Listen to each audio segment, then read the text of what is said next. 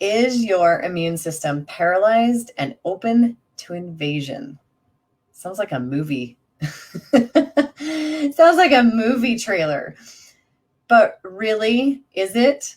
Is your immune system being paralyzed?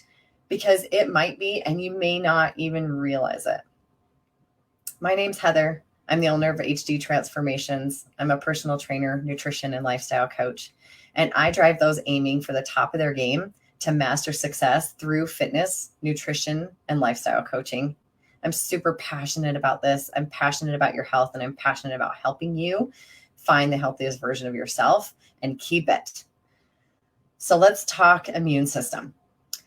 When when your computer is like under a threat or it's like stuck in a loop and it asks you to go into safe mode, our body actually has that too. It has its own warning system.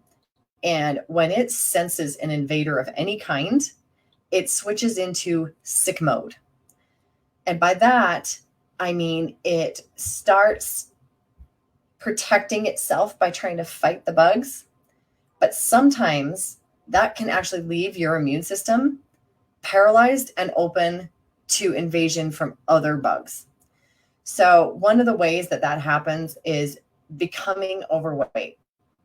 Being overweight can cause confusion within your body, and it can cause the different systems to work against one another and against you. The impact of obesity on your immune system really can open you up to serious danger. So 9 in 10 adults are considered over fat. Not overweight, not obese, over fat. And what do I mean by that? So there are a lot of different ways that we can do body composition testing or body fat testing. BMI is the one that you hear the most about, and it's actually the least accurate, the least applicable, because it just takes into account your height and weight. And we all know that you can be short and super muscular, but not be over fat. So BMI is not a great one. It's not my favorite. There's another one that measures your waist size versus your height. That one's a little bit more accurate because the body fat we store around our waist is really the most dangerous. Just flat out measuring the circumference of your waist is a good indication, like I said, of abdominal fat that you're carrying around. Your waist to hip ratio is another one that is a good indicator of a danger zone, but it's not the best either, because if you're carrying a lot of weight around your hips, it's better than around your belly, but it's still not the healthiest place to carry it. It's just not healthy to carry extra at all. Hydrostatic weighing is when you get in a big tank of water, blow all the air out of your lungs, and they figure out how much water you displace. That one's more accurate.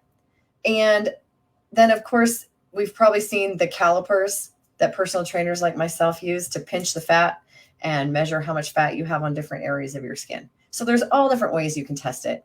And I've actually done another one that I didn't list, which is where you sit in this egg thing. And it's similar to the hydrostatic, where they measure the amount of air your body displaces. So there are tons of them. But even if you're a normal weight, you can carry excess body fat. The higher your body fat, the more likely you are to contract not just metabolic diseases, but all diseases. It just reduces your immune system's ability to fight. It's distracted. Your immune system is distracted. So our immune systems were created to protect and defend our bodies. They sense a threat. They send blood and white blood cells toward the threat to fix it. If it's you skinned your knee or you sprained your ankle, you know that feeling because it swells up, it gets red, and it gets hot. Your body does the same thing to tissues and cells that are damaged. So when you're over fat or overweight, your body sees those extra fat cells or the fat cells that are growing as damaged body parts. So it kicks into gear similarly to how it does for an injury, and it sends extra blood and extra white blood cells to that area, and it creates what we call low-grade inflammation throughout your whole body. So regular inflammation is when you touch your sprained ankle and it's hot. That's why we put ice on it. But we can't put ice all over the inside of our body. Not very well, anyway. You can sit in a big tub of ice, but not for very long. Low-grade inflammation is what makes you susceptible to disease. That's what breaks down the barriers and opens up the floodgates for all kinds of things to take hold. So you remember the last time that you were sick, like just flu sick or cold sick, and you don't have any energy, you don't have any appetite, and sometimes you're a little foggy in the brain, you just don't feel well. You're just kind of running on empty. When you have those things, your body is basically shutting down as many systems as it can to devote as much energy as it can to your immune system to fight off that virus or bacteria, and it goes into sick mode. That's sick mode, shutting everything else down, just like safe mode on the computer shuts down a lot of things, right? It just runs the basic stuff. I'm no computer tech, so don't judge me if I'm wrong on that. If your body is overweight and it sees those fat cells as invaders, then it opens up your body into sick mode and it sends as much energy and inflammation to fix those cells. But the problem is those cells can't be fixed by your immune system. So your body's fighting a battle it can't win. And while it's fighting this battle over here, these other little viruses and cells come creeping in the back door, and the immune system alarms don't go off because they're already triggered going over here. When you're overweight for an extended period of time, then your body is at war all the time. You're tired. Your appetite isn't consistent. You feel foggy. You feel unmotivated. And now the back door is open for invaders to come in. After fighting for so long, your immune system just gets desensitized to those signals that your body sent that gets triggered. You know, if it was an alarm system around your house, it's disabled because somebody already broke in one window, so it can't tell that the other window needs to be protected. In 2009, researchers began to realize how much of a factor obesity was for increasing your risk for contracting infections. After fighting all these metabolic diseases, your body just is worn out and it's distracted and it's ready. It's just open season for other viruses and bacteria. The other thing is chronic inflammation shortens the lifespan of the cells in your body. This is a pretty complicated scientific thing, so I'm not going to get super deep into it.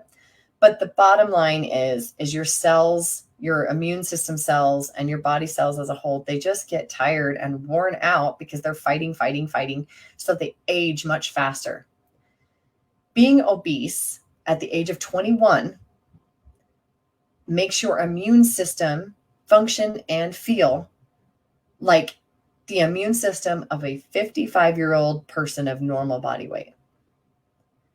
So that's like, 34 years worth of age on your cells because of that constant battle of excess fat. So let's relate this to COVID. COVID is here to stay, and we gotta really wrap our minds around what our bodies are trying to fight. So obese people stay contagious and infected longer than normal weight people. They just did some studies on this.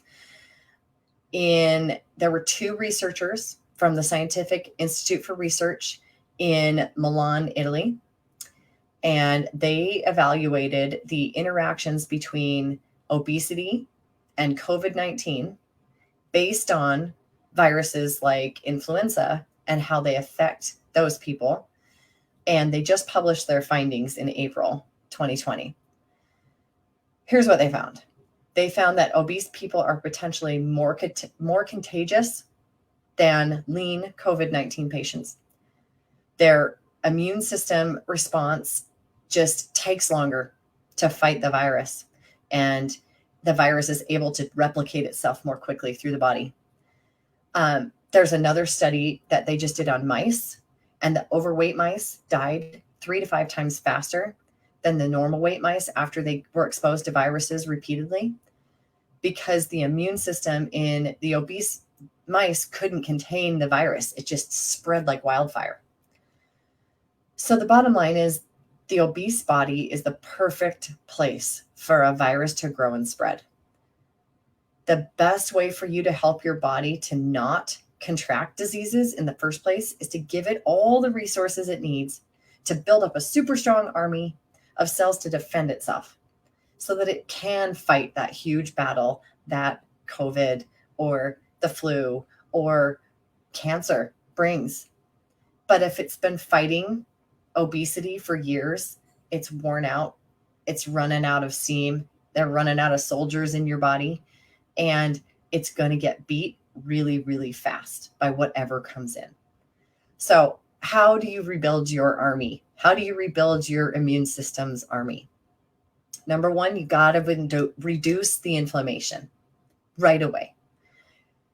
When your body's no longer under attack 24/7, then it can start to notice the invaders that are trying to creep in the back door. It can put the alarm system back on. So, how do you do that? 3 things. Eat a diet full of omega-3 fatty acids. Mediterranean diet is a great example. Fish, fruits, veggies, healthy fats like nuts, and minimize your red meat consumption. Exercise regularly. Movement activates your sympathetic nervous system, which is the one that increases your heart rate, your blood pressure, your breathing. It also leads to fat loss, and it gets everything pumping and flushing out the toxins. Third, cut out those inflammatory foods like dairy, processed grains, sugar. There's a lot of other things that can lead to it, and those things may not lead to it in you. So the only way to find out is to cut them out, put them back in, and see what happens. Your body's under attack, and it's up to you to save it.